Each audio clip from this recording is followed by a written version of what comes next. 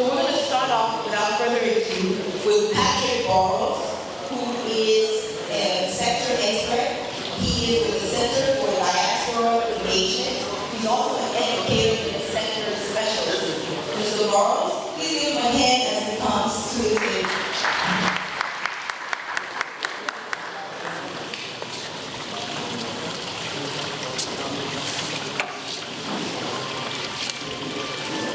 Thank you so much for the welcome.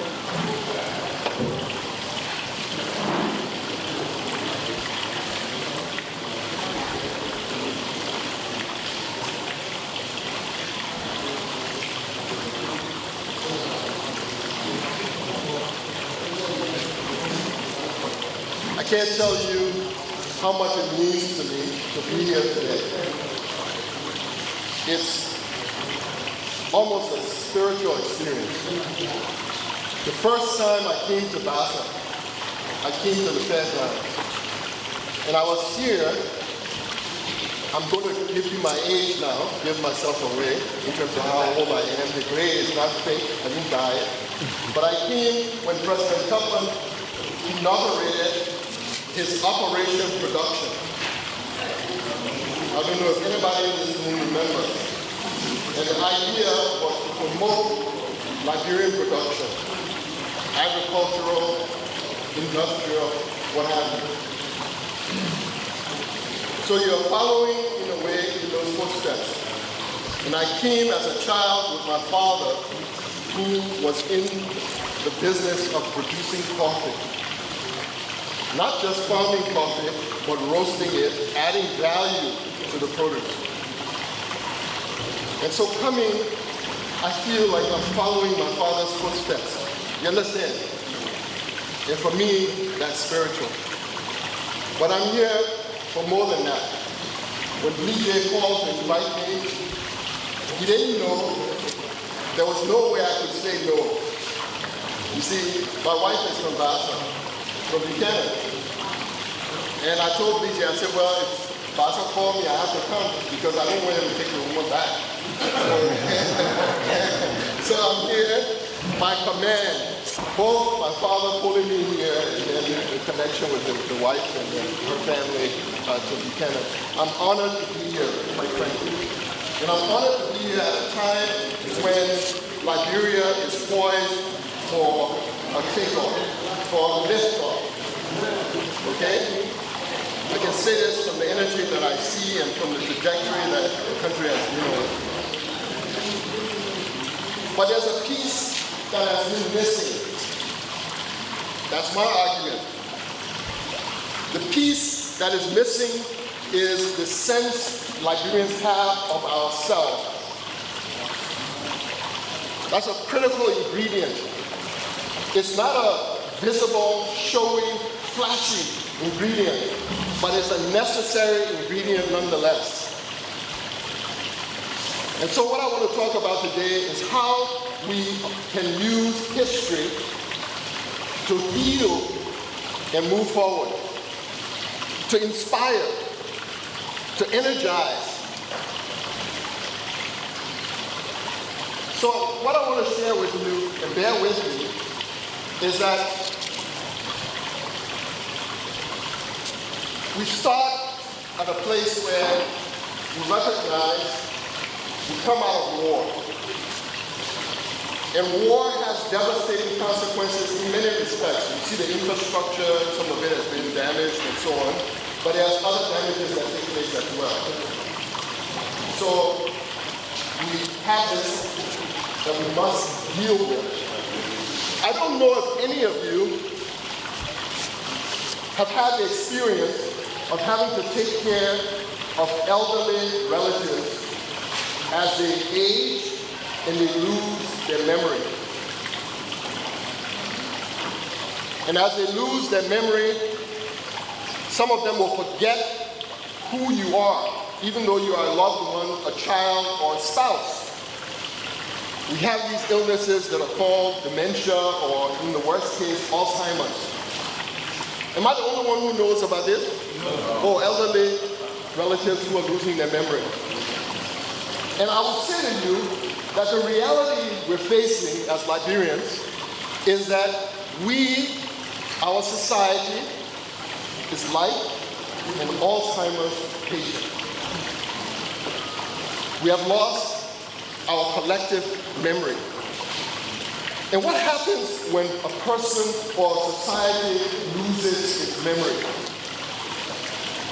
You lose the collective stories. The stories that we tell that bind us together. You lose your sense of who the next person is to you so that you can coordinate with them to move forward. We follow? And ultimately, when that disease progresses to the worst stage, you lose your sense of self.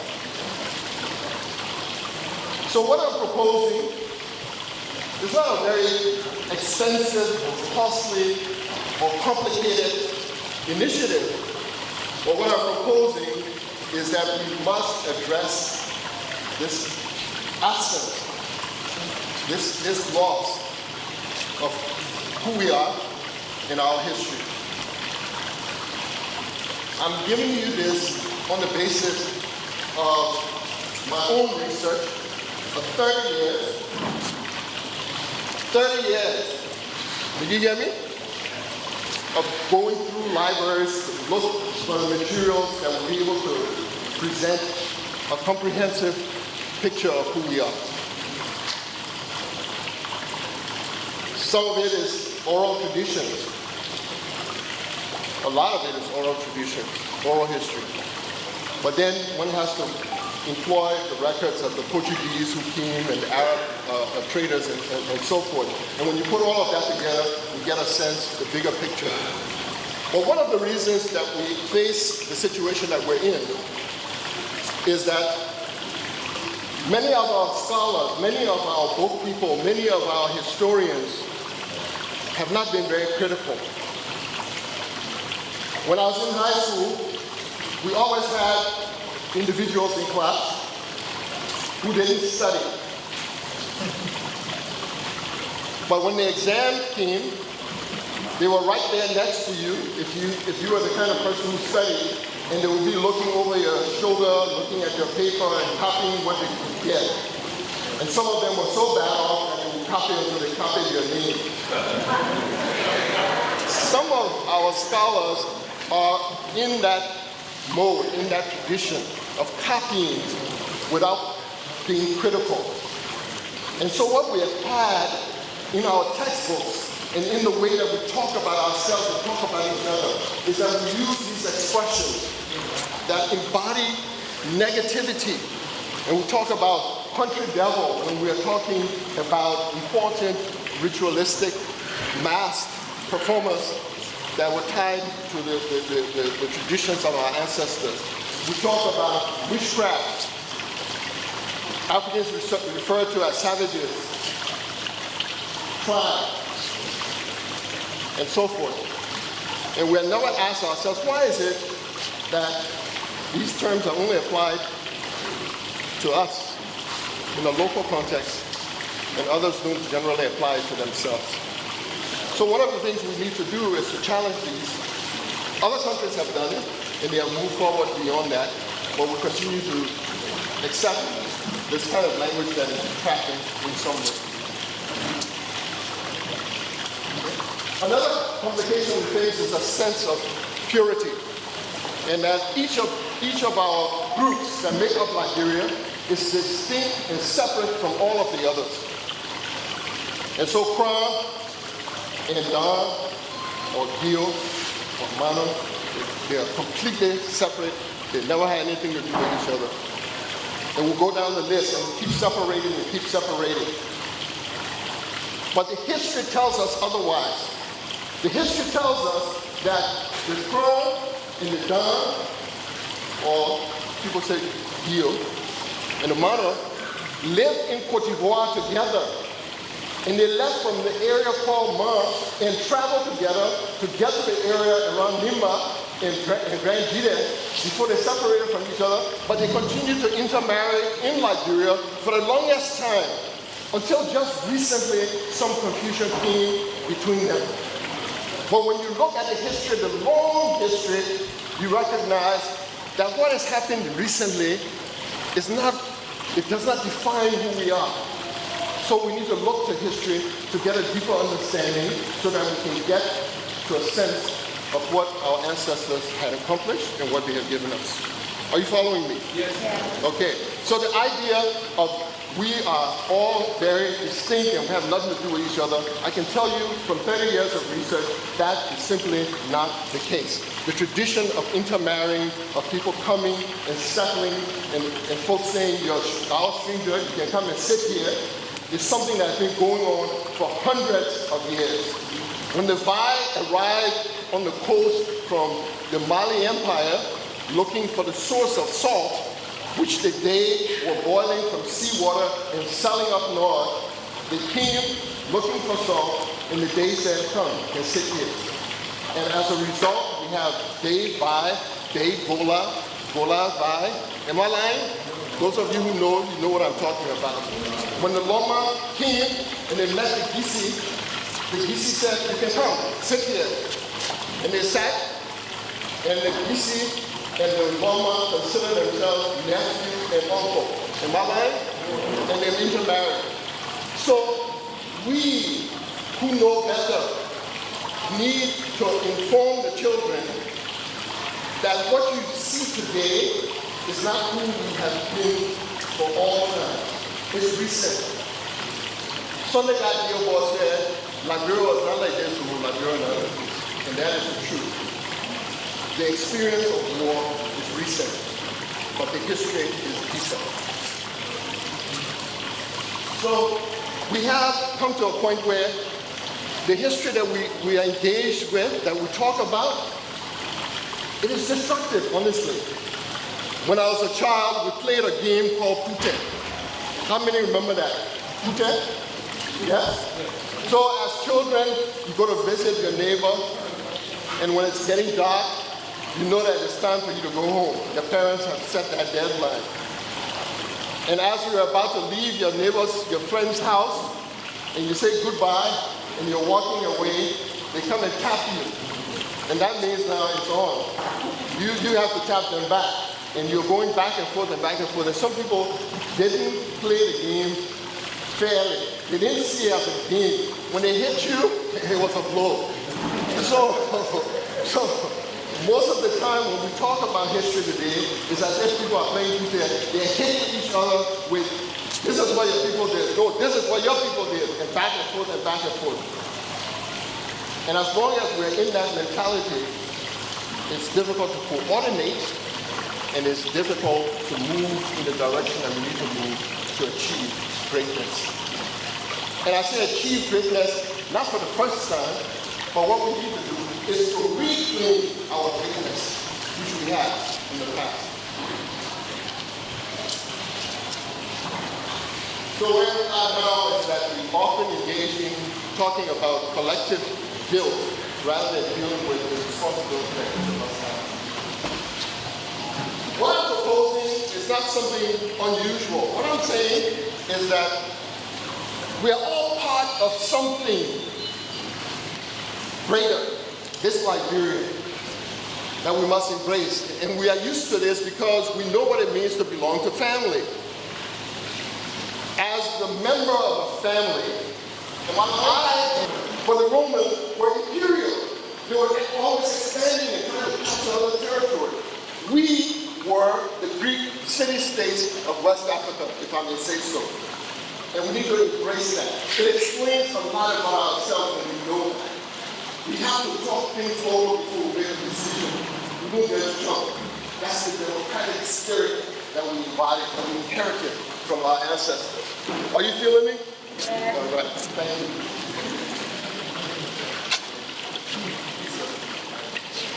So I'm sorry that the slide in the translation from one device to the other, they're a little off, but I will explain what I'm talking about here. So one of the things that I feel we have actually lost sight of, and that we need to embrace and the children need to know this and be proud, is that when our ancestors came to the forest, region, on the edge of the forest. They discovered this commodity we call cola. Cola, it's not by coincidence the names are similar. Because the area where it came from is the black forest. People have to do experiments to determine that this particular seed, when you eat it, it has this effect on your body. Before? That's science. That's pharmacology. And once they found out the properties of cola, they began selling it, and people in the north were buying it. So the first references to cola that I found written were from 1100 AD in Spain and in Italy. People said there was this nut that was being sold on the market. It came from West Africa. It came from the forest. It came from here. We gave cola to the world. First, we gave it to West Africa. Travel West Africa today, from Gambia all the way to Nigeria. And you find that cola is embedded deep in the culture and in our traditional practices. I go to my father's grave, if I've been absent for a long time, I carry some cola, chew, because he can't chew anymore, and I share it with him. Right? Out of respect. I come to see you, you break cola, you give me a piece, you have a piece, it's a sign of hospitality and welcome. But we discovered it, our ancestors discovered it, but because we look down on those things that are inherited, that are traditional, we sit while others come and employ cola in a variety of forms. And when Coca-Cola was first being marketed, it actually had extracts from the cola plant in it. They don't use it anymore, they make the artificial ingredient, but I'm showing to you that we discovered something that gave into the world, and the world made millions of dollars off of that product. There are similar items in this forest, like cola, waiting for our discovery and attention. But we will not do it, we will not go there until we have taken away this negative attitude towards the things of the past and our tradition, and encourage our kids, inspire them by the examples that our ancestors have set. The other item that our ancestors discovered here, at one time, the only place you could find it was from Lhasa to Kaba, the so-called fructose. And that item is Malagueta pepper. In about 1000 AD, the Spanish called it the spice of paradise. The spice of paradise. And so when they came around the coast, they came just looking for gold from the Gold Coast, but they also came looking for Malagueta pepper. They loaded ships with tons of Malagueta pepper and sold it in Europe. And it fetched a very good price. Where do we use Malagueta pepper today? Very few of us. Most of us couldn't identify it even if someone was paying us, because they come to denigrate, look down on those things that were passed to us by our ancestors. But I'll tell you a story that I hope will challenge you and get you to think perhaps a little differently. There's a little restaurant in South Africa that was started with the focus on the use of Malagueta as a seasoning. And there it is called peri peri. And that restaurant became so important and so popular that it became a chain of restaurants. And that chain has expanded around the world. And so in the DC area, there are at least two. And in New York, there's a peri peri, Nando's peri peri, it's called. When you go in there, there's African art on the wall. There's African music playing in the restaurant. What? At the base of it is something that came from here. But we overlook the things that come from here, and we grasp at the things that come from there, wherever there is. Are you following? But you don't get paid for grasping things from elsewhere. You get paid for selling the things you have that have value and showing to other people that this indeed has a story behind it. So let that be a lesson to us. Malagasy has gotten away from us. It is now carried in the hands of South Africans. Iron. Another item that we had great control over, mastery over. Remember the Gissy penny? Many of us old enough will remember, where iron money functioned in certain parts of West Africa. And the source of it was the Gissy blacksmiths, right, of Loka. The value was controlled by the Koro. But the two also had iron money. We were masters of how to smelt this commodity, this mineral that was in our presence. And many of the techniques that were associated with that are lost. Why? Because we don't bother to tell them the only time it is. Let's forget about it, we're moving forward. Can we, in fact, ensure that some of these traditional crafts and artisan practices are taught to our children?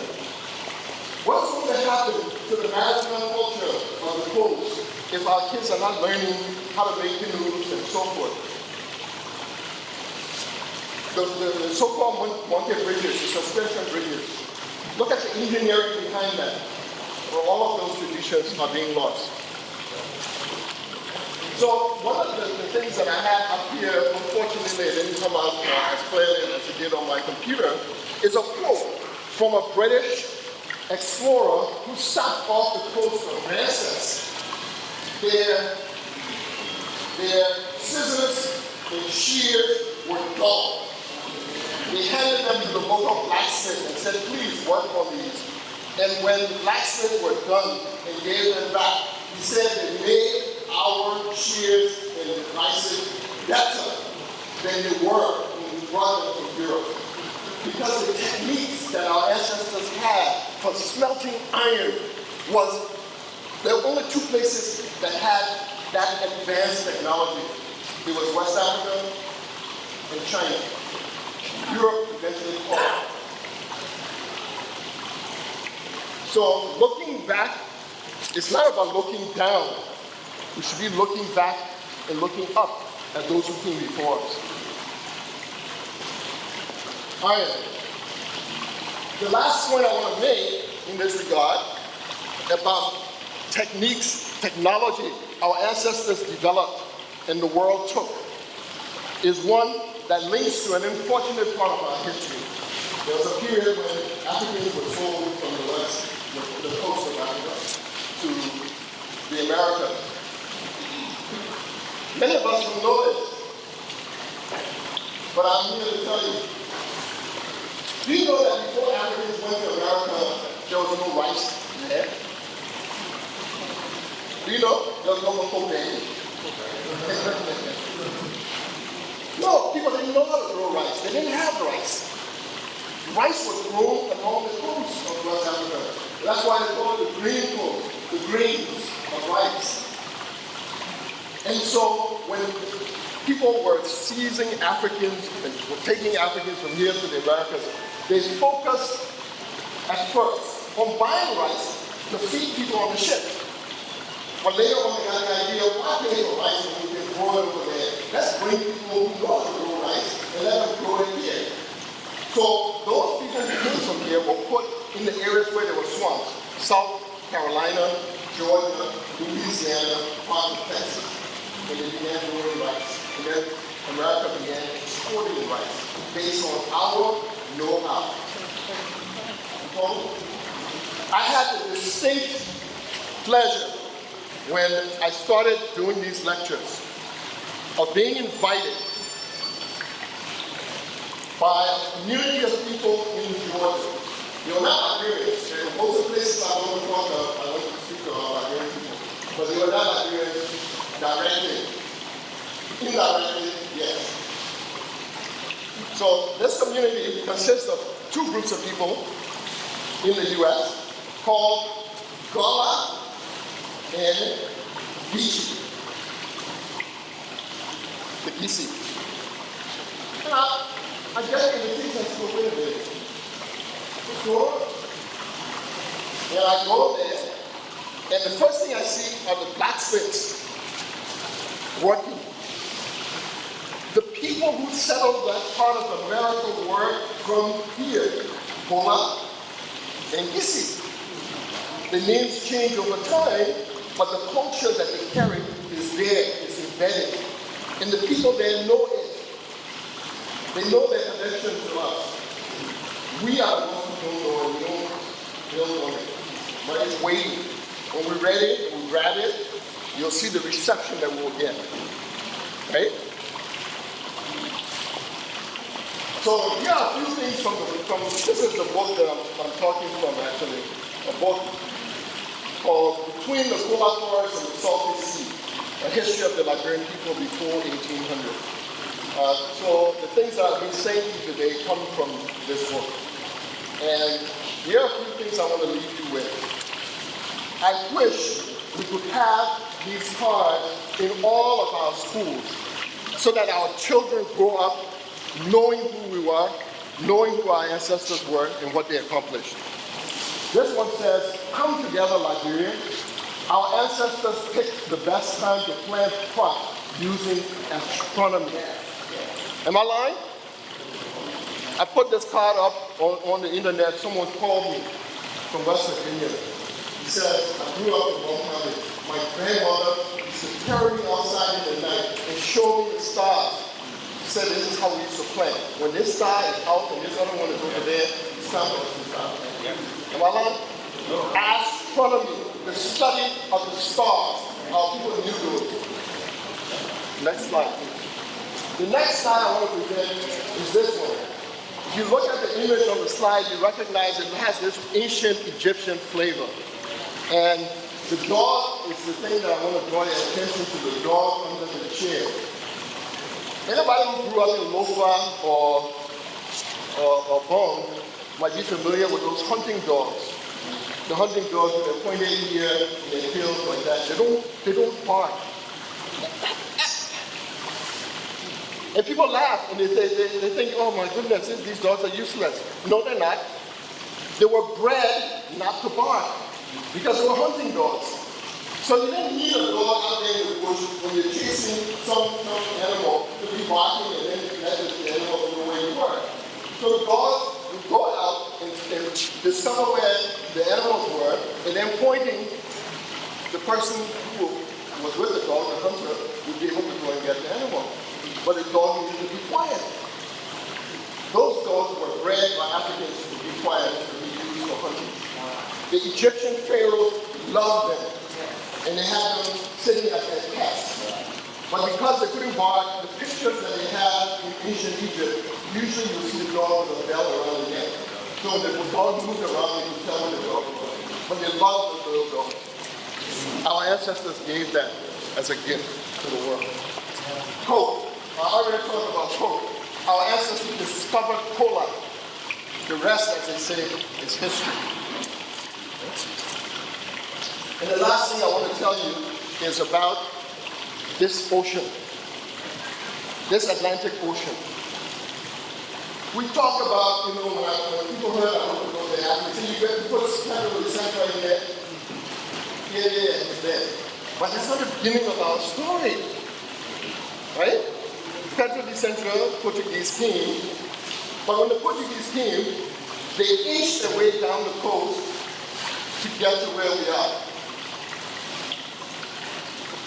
And when they came, they were helped by one of two currents in the ocean.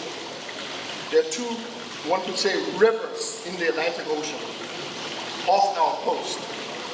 One river, one current, closer to the coast, it runs from west to east. And so the Portuguese sailing down the coast, they entered into that current. The current was carrying them to the waters to the east. And it helped them get to the Gulf Coast. But what they didn't know was how to get back. And some of them would try to go in that current to get back with the use of their sails, but the power of the pull of the river in the ocean was too strong. Many of their ships crashed along the coast. But the crew knew how to get back. Because the crew, this was our ocean. Somebody else might have known the Atlantic up there, but we knew this one. And so the crew knew that if we wanted to get from east to west, we cross the first current, quickly get down, get out, there's another one running the opposite way. And so people used to ride that current, go to pit bound, sell dry fish, sell other things, and then get in the other current and come back. Follow? So they shared that with the Portuguese. The crew began working on European ships because of that knowledge of the ocean, of maritime affairs. The last slide here is about the suspension bridges. Our ancestors made a way out of no way.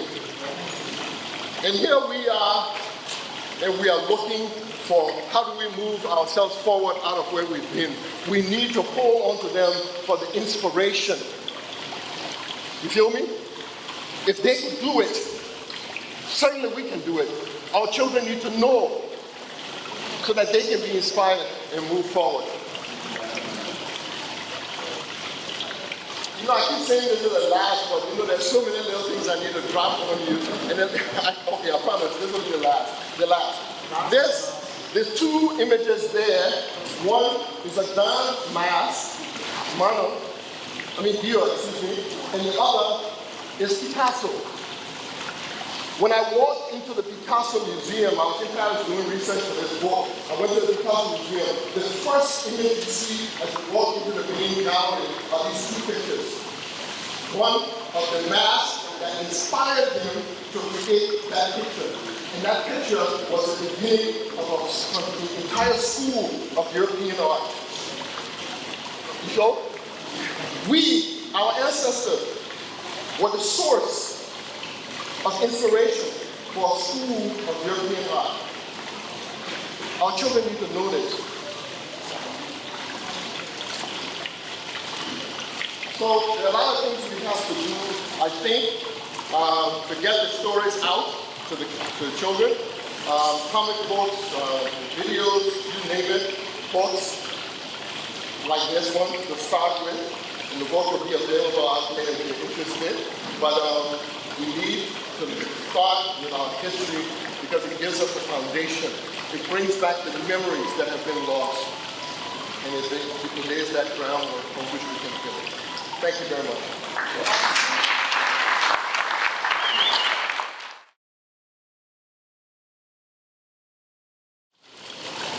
Now we have the auction of gas and the crystallization of our mineral, BIF, Bernard Iron Formation Iron Ore that we're enjoying now from Lamco. Okay? Togade 1, Togade 2, Gangra, Beaton, Uliton, and the Bassa Hill. Okay, we have so much mineral resources that depending on their quality, they will be in demand. So what then do we refer to as the finite mineral resources? Finite mineral resources are those resources that have limits. You dig the diamond all day long, digging diamond, digging gold, whatever. They don't come back right away. I told you they were formed more than 600 million years ago. Okay, they showed before that was the Precambrian. Precambrian had no life. We wouldn't have started having mineral resources since 600 million years ago. We were basically kind of taking almost everything out. South Africa, you know. Okay, mine a lot of the gold, the diamond, the platinum, etc. They mine out. And so today we have the iron ore, the hydrocarbon, the gold, the diamond, we have window. And the sucking industry now in Liberia has gone down about 65%. So we need to understand that, what we need to understand is that human wealth comes basically from agriculture, from manufacturing, and from mineral resources. Our complex modern society is built around the exploitation and use of mineral resources. Since then, the future of humanity depends on mineral resources. We must understand that these resources have limits. When they're finished, they're finished. So most of the time we talk about Liberia about agriculture. So let's go to agriculture. because mineral resources have dwindled about 65%. But agriculture has its own problem. Look around the western Africa, look at the soil, what do you see? You see red soil, you see yellow soil. What does that mean? It means that our soils are toxic. You have to infuse chemical fertilizers, the NPK, nitrogen, phosphorus, and potassium, into the soil to have the kind of growth you want to eat and to sell out. If you can't sell out, you just eat it, it affects the dollars. Say $1, everything is $40, etc. Or in the pound, they won't take like $3. So it means that you have to grow food in the agricultural sector, export. Supposing where agriculture is exported, why don't we export? Agriculture uses a lot of fertilizers. You see big yam, big bananas, big pineapples, etc. They export it because they use a lot of fertilizers. The fertilizers themselves have adverse effects, environmental adverse effects. They cause eutrophication, outgrowth in the river cannot flow. You have water icy, water leaders on the river that can't flow. So what do we do then? Everything I'm saying is negative. What do we do? Yet we have other mineral resources. Let's say, for instance, we're in Basa. Basa wants to tell them, the Basonians, or the point there, Basa wants to tell them, what do they have so that the investors can invest in? What do we have in Basa? Okay? The iron water comes from Ghana, it comes from nickel power. But in that, when the ring was made, was $3 million given to Nimba, Bom, and Basa. And if you are funded by the companies, definitely you can do a lot of improvement in your own sector. So we need to understand that human wealth comes basically from agriculture, manufacturing, and mineral resources. Our complex modern society is built around the exploitation and use of mineral resources. You must understand that these resources have limits.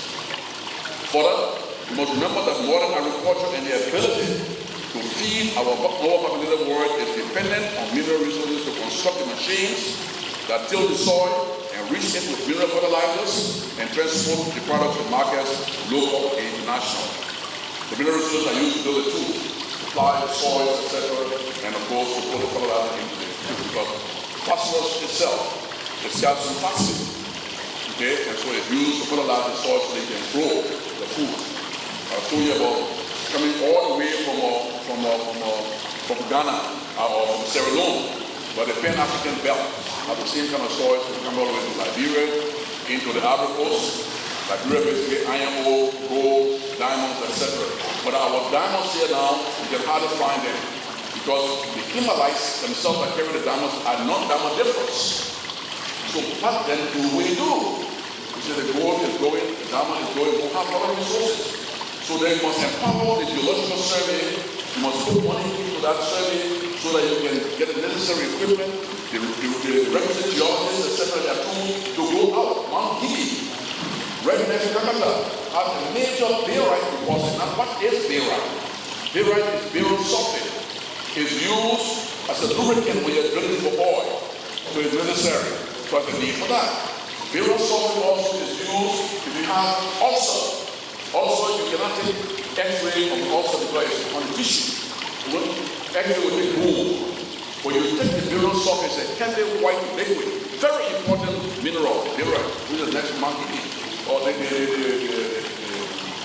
representative of the senator who was running to Buckeye. What is the name of? Lokwe. Lokwe was mining barite, but that's Kakata. Okay, that mineral, when put into barium sulfate into a liquid form, it stings its soul on the intestine. And so when you take this X-ray, you get the X-ray film that comes in with the spots on the X-ray. Very important mineral resource. You're right. We have to investigate that. As I said, our mineral resources are dwindling, but we have mineral resources, but we have to put a lot of capital into it. Because when the investor comes, he's looking for something that he wants. He's not looking for he doesn't care what he wants. He wants what he wants. Okay? Also in the farmers. In Kaloke, we have bauxite. Bauxite is what? It's aluminum hydroxide, which is the metal used for roofing, used for industry, etc. We have to do more investigation of that.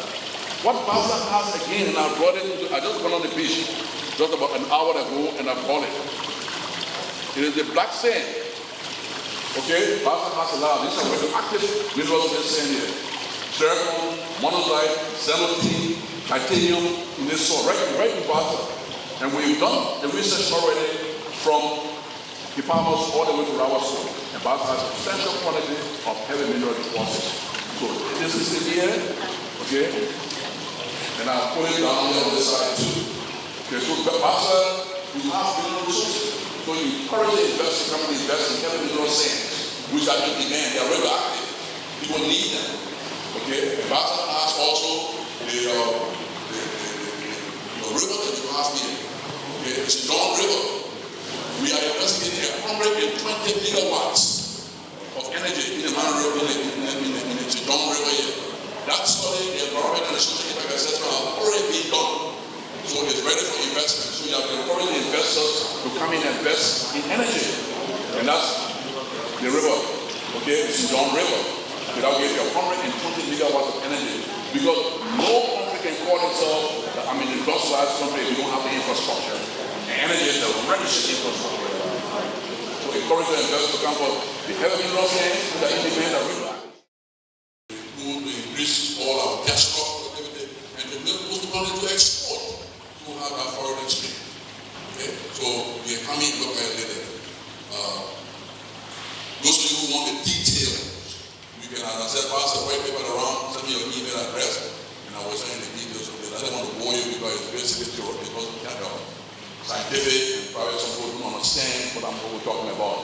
But the reality is that we have to look for other mineral resources because we talk about gold and diamond and iron ore. Western Cluster is closed, Ghana Union is closed. The only person that's operating at a different condition let us see. I want to congratulate them. We're going to continue to give employment to our people in this community. That's also enjoy some of the employment benefits and also some of the social benefits. We will send them to that. All the companies are closed. Even the artisanal mining. Oh man, artisanal mining is jigging and shaking. It's never been since the 1930s.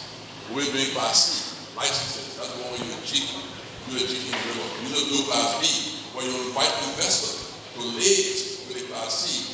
You do more mining. And once you find it, you mineral and has the potential, you can apply for Class A. Where the Class A, the relationship between government and you, that's the MDA, Mineral Development Agreement. That's where we get money from. So I want to thank you very much for listening.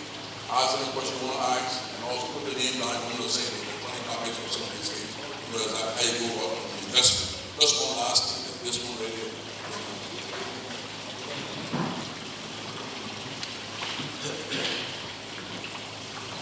Everything is explained here, how you get your licenses.